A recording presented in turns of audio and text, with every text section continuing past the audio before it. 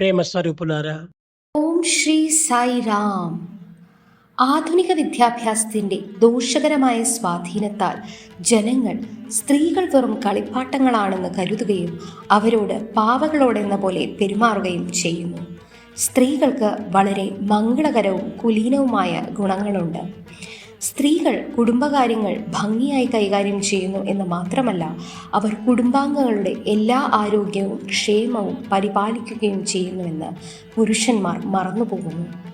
ഇപ്പോൾ സർക്കാർ തിരഞ്ഞെടുക്കപ്പെട്ട പൗരന്മാർക്ക് പത്മശ്രീ, പത്മഭൂഷൺ ആദിയായ പദവികൾ ആദരസൂചകമായി നൽകുന്നു. പക്ഷേ സ്ത്രീകൾക്ക് അതിലും ആദരണീയവും അമൂല്യവുമായ ഗൃഹലക്ഷ്മി, ധർമ്മപത്നി, അർദ്ധാംഗി ആദിയായ പദവികൾ ഉണ്ടായിരുന്നു. അവർക്ക് ഈ പദവികൾ ലഭ്യമായത് അവരുടെ സദ്ഗുണങ്ങളും ത്യാഗമനോഭാവവും കൊണ്ടാണ്. സ്ത്രീകൾ ഓഫീസുകളിൽ പോയാൽ കുടുംബം ആര് നോക്കും? ഒരമ്മ മറ്റു കുട്ടികളെ പഠിപ്പിക്കുവാൻ വിദ്യാലയത്തിൽ പോയാൽ അവരുടെ സ്വന്തം കുട്ടികളെ ആര് പഠിപ്പിക്കും? ആദ്യമായ ചോദ്യങ്ങൾ ഉന്നയിക്കാറുണ്ട്.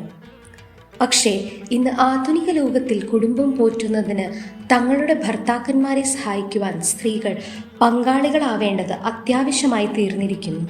അതുകൊണ്ട് സ്ത്രീകൾ അവർക്ക് കഴിയുന്നിടത്തോളം വിദ്യാഭ്യാസം നേടുകയും അനുയോജ്യമായ ഉദ്യോഗങ്ങൾ സ്വീകരിച്ചുകൊണ്ട് കുടുംബ സംരക്ഷണ ഭാരത്തിൽ പങ്കാളികളാവുകയും വേണം. സ്ത്രീകളിൽ സഹജമായ കുടികൊള്ളുന്ന പ്രേമഭാവം, ത്യാഗഭാവം എന്നീ ഗുണങ്ങളാൽ ഈ ലോകത്തെ മുഴുവൻ നിയന്ത്രിക്കുവാനുള്ള കഴിവ് അവർക്കുണ്ട്. സാവിത്രി യമദേവനുമായി പോരാടി അവരുടെ ഭർത്താവിനെ പുനരുജ്ജീവിപ്പിക്കുന്നതിൽ വിജയം നേടി.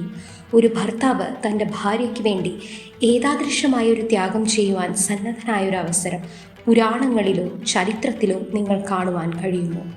ഭാര്യ മരിച്ചുപോയാൽ അയാൾ രണ്ടാമതും വിവാഹം ചെയ്യാൻ തയ്യാറാകുന്നു. സ്ത്രീകളെ സംബന്ധിച്ച് ഈ വിധത്തിലുള്ള അനീതികൾ ലോകത്ത് സംഭവിക്കുന്നു.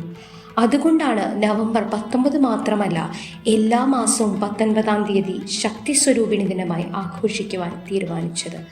ജയ് സായി രാം.